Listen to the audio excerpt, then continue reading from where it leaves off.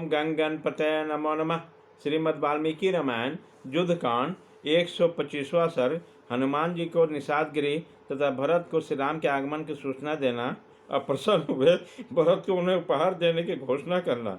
भरद्वाज आश्रम पर उतरने से पहले विमान से पहले अयोध्यापुरी के दर्शन करके अयोध्यावासी तथा सुग्रीव आदि को प्रिय करने की इच्छा से शीघ्र पराक्रमी रघुकुल नंदन श्री राम ने विचार किया कैसे इन सबका प्रिय हो।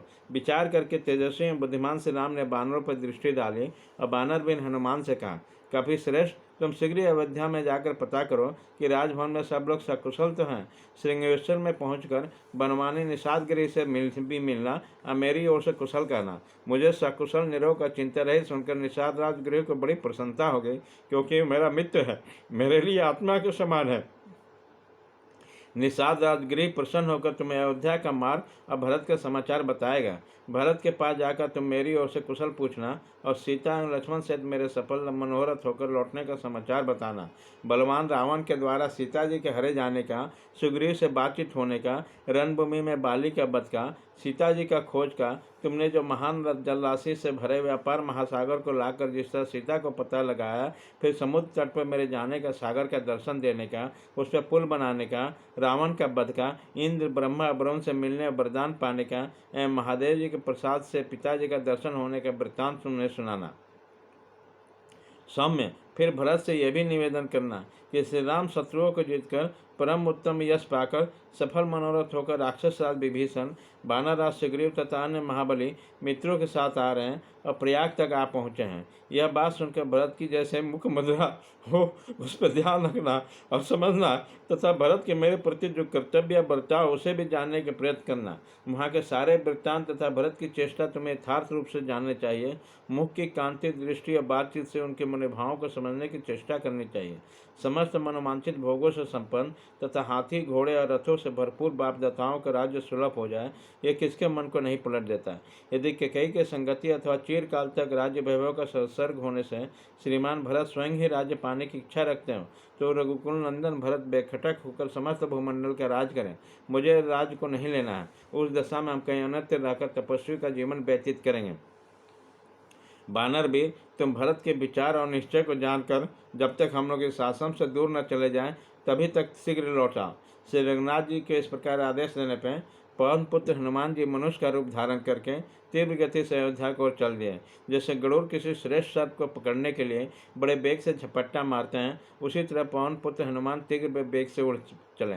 अपने पिता वायु के मार्ग अंतरिक्ष को, जो पक्षीराज गरुड़ का सुंदर गृह है, लांग कर गंगा और जमुना के वेगशाली संगम को पार करके श्रृंगेरपुर में पराक्रमी हनुमान जी निषाद गृह से मिले और बड़े हर्ष के साथ सुंदर वाणी बोले, तुम्हारे मित्र कुकुत्स कुलभूषण सत्य पराक्रमी श्री राम और लक्ष्मण के साथ आ रहे हैं, तो और उन्होंने तुम्हें अपना कुशल समाचार पहुंचाया है। वह प्रयाग में है और भरद्वाज मुनि के कहने से उन्हीं के आश्रम में आज पंचमी की रात बिताकर कल उनकी आज्ञा लेकर वहां से चलेंगे।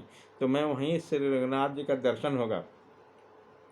गो की योग कहकर महातेजस्वी और वेगशाली हनुमान जी बिना सोच विचार के बड़े वेग से आगे की ओर चले गए। उसी समय उनके सारे अंगों में हर्षजनित रोमांच हो आया। मार्ग में उन्होंने परशुराम तीर्थ, बालुकनी नदी, बरुथी, गोमती तथा भयानक सालबन के दर्शन हुए।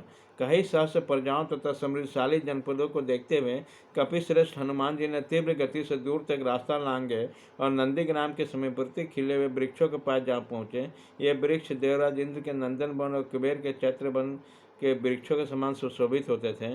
उनके आसपास बहुत सी स्त्रियां उन्हें उन पुत्रों और पौत्रों के साथ जो वस्त्राभूषण से बली भांति अलंकृत थी विचरती और उनके पुष्पों का चयन करती। अयोध्या में एक कोष की दूरी पर उन्होंने आश्रमवासी भरत को देखा, जो चीर वस्त्र काला मृगचर्म धारण किए दुखी और दुर्बल दिखाई देते थे। उनके सिर पर जटा बढ़ी हुई थी, शरीर पर मैल जम गए थे। भाई के वनवास के दुख में उन्होंने बहुत ही कुछ कर दिया था। फल मूल ही उनका भोजन था।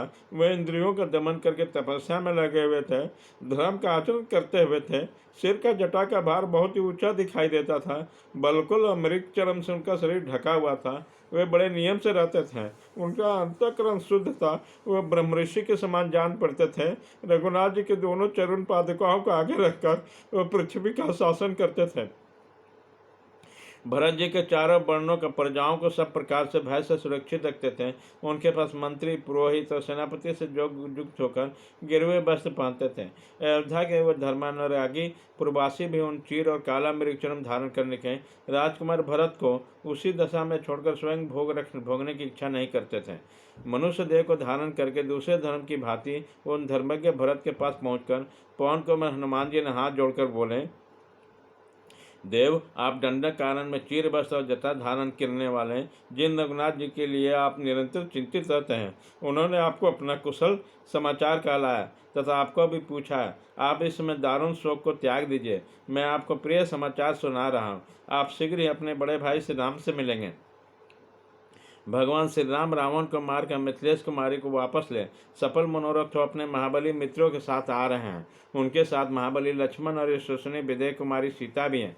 जैसे देवराज इंद्र के साथ सची शोभा पाती है, उसी प्रकार श्री राम के साथ पूर्णकामा सीता जी सुशोभित हो रही हैं।